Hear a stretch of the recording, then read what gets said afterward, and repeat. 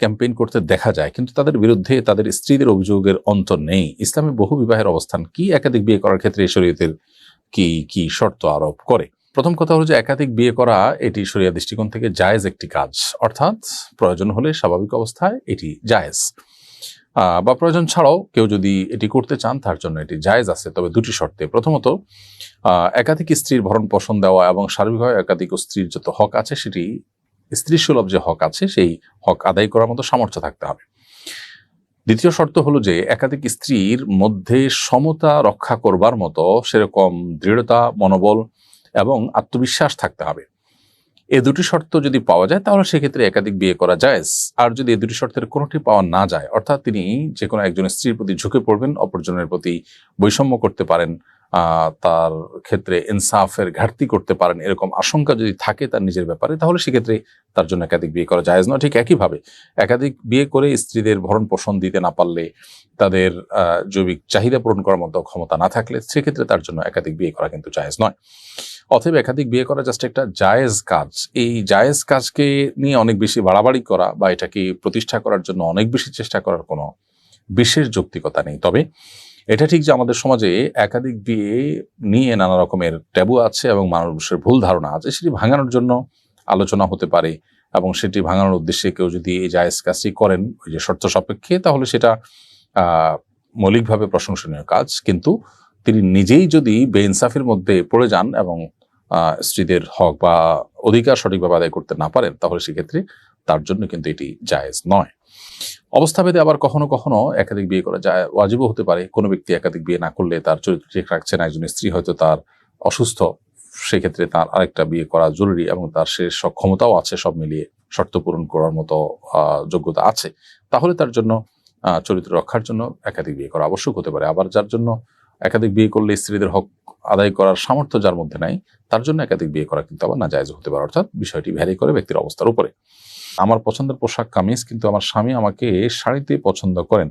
পোশাক পরিধানের ক্ষেত্রে কার পছন্দকে প্রাধান্য দিবে এ বিষয়ে শরীয়ত কি স্ত্রীকে কোনো নির্দেশনা দিয়েছে? মৌলিকভাবে তো সাধারণ এবং স্বাভাবিক অবস্থা, বিশেষ করে অন্যান্য মানুষজন থাকে বাসায়, এরকম অবস্থাতে শাড়ির চাইতে কামিজ মানুষের মহিলাদের সতর ঢাকার জন্য অধিকতর উপযোগী, এতে কোনো সন্দেহ নেই।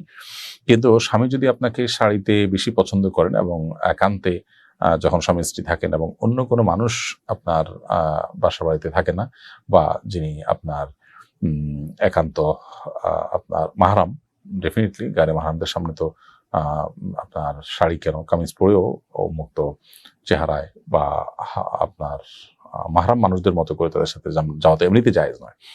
কিন্তু শ্বশুর আছেন বাসায় বা অন্য কেউ আছেন, ছেলেরা বড় আছেন, এরকম পরিস্থিতিতে শাড়ি না পরে কামিজ পরাটা উত্তম। কিন্তু স্বামী যদি এটাকে প্রায়োরিটি দেন বা পছন্দ করেন, সেক্ষেত্রে যাতে করে শরীরের কোনো অঙ্গ প্রত্যঙ্গ দৃষ্টিকটুভাবে খোলা না থাকে, সেদিকটা খেয়াল রেখে আপনি শাড়ি পরতে পারেন। আর একান্ত কক্ষে স্বামী যেটা পছন্দ করবে সেটা আপনার পরিধান করাটাই হলো উচিত।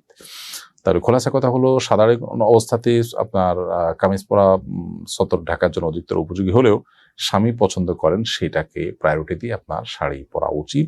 কারণ স্বামীর চরিত্র হেফাজত করা এবং তিনি যাতে কোনো পরনারীতে আসক্ত না হয়, সেই জায়গা থেকে আপনার তাকে সহযোগিতা করা উচিত এবং সে মানসিকতা রাখা দরকার। সেই জায়গা থেকে আপনি নিজের পছন্দের উপরে স্বামীর পছন্দকে প্রায়োরিটি দেওয়ার চেষ্টা করবেন। তাছাড়া একটা কথা আছে, মানুষ নিজের পছন্দে খাওয়া উচিত, পরে পড়তে হয় অন্যের পছন্দে। অর্থাৎ যে যেটা পরিধান করেন তার নিজের পছন্দ তো কিছু থাকবেই, তাকে দেখতে কতটা ভালো লাগে এটা অন্যরা যতটা জাজ করতে পারেন, নিজে ততটা অনেক সময় জাজ করতে পারেন না। সেটা অবশ্য আরেকটা বিষয়। কিন্তু এখানে স্বামীর পছন্দ অপছন্দের সাথে আপনার বিয়ের যে উদ্দেশ্য সেটির সম্পর্ক আছে, এজন্য এখানে স্বামীর পছন্দটাকে অগ্রাধিকার দেওয়া উচিত। আমি গার্মেন্টসে কাজ করে আম্মার খরচ বহন করতাম। এখন আমার বিয়ে হয়ে গেছে, আমার কোনো ভাই নেই, আব্বুও মারা গেছেন। শ্বশুর বাড়িতে প্রচুর সম্পদ থাকলেও আমি আম্মাকে কিছু দিতে গেলে শাশুড়ি ঝগড়া করেন, তাই গোপনে আমি শুধু আম্মার খাবারের জন্য অল্প অল্প চাল ডাল দিই। এটা কি অন্যায় হবে? উত্তর হলো, এই অল্প অল্প যেটুকু দিচ্ছেন এটুকুতে যদি আপনার স্বামীর মৌন সম্মতি থাকে, যেটা দিচ্ছেন এটা যদি আপনার স্বামীর হয়ে থাকে, তাহলে সেক্ষেত্রে স্বামীর যদি মনসম্মতি থাকে বা আপনি জানেন যে স্বামী এটুকুর জন্য বাধা দিবেন না, তাহলে সেক্ষেত্রে এটা আপনার জন্য জায়েজ হবে। আর যদি স্বামীর মনসম্মতি না থাকে, বরং আপনি লুকিয়ে ছাপিয়ে দেন, তাহলে এটা আপনার জন্য জায়েজ হবে না। প্রয়োজনে আপনি বাসা থেকে, নিজ জায়গা থেকে, মা যদি নিরুপায় হয় তার জন্য উপার্জন করার চেষ্টা আপনি করতে পারেন। এক্ষেত্রে দাম্পত্য জীবনে স্বামী স্ত্রীর মধ্যে বোঝাপড়া জরুরি। স্বামীরও যেরকম স্ত্রীর এ ধরনের পরিস্থিতি স্ত্রীর পাশে দাঁড়ানো তার কর্তব্য, নৈতিক দায়িত্ব, ঠিক একইভাবে স্ত্রীও স্বামীকে আপন করে নিয়ে বা ভালোবাসা দিয়ে তাকে তার কাছ থেকে নিজের এই প্রয়োজন পূরণ করার চেষ্টা করা উচিত। এখানে স্বামীর অজান্তে তার জিনিস মনের মতো করে ব্যবহার করবার সুযোগ কিন্তু নেই। আমার মেয়ে বাসা থেকে 5 মাইল দূরে এক মাদ্রাসায় পড়ে, প্রতিদিন একাই যাতায়াত করে। আমি ব্যবসার কাজে ব্যস্ত থাকি আর নিয়ে যাওয়ার মতো অন্য কেউ নেই।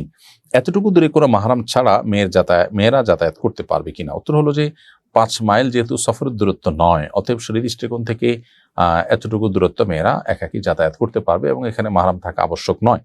সফরের দূরত্ব যদি হয়, ধরুন 75 কিলোমিটার দূরে যাবে মেয়ে, তাহলে সেক্ষেত্রে তার সাথে একজন মাহরাম অবশ্যই থাকতে হবে। ভাই, বাবা, মামা, চাচা, দাদা, নানা, যারা তাদের মাহরাম, এরকম কোন একজন পুরুষ থাকতে হবে সাথে, এবং এটা তার বডিগার্ডের মতো, তার নিরাপত্তার প্রয়োজনে তার কোনো অনভিপ্রেত পরিস্থিতির মুখোমুখি যেন না হয়। মুসলিম নারী অনেক তার মর্যাদা অনেক বেশি আল্লাহর কাছে এবং ইসলামের দৃষ্টিতে, অতএব সেজন্য একজন মাহরাম সাথে থাকার নির্দেশ ইসলাম করেছে।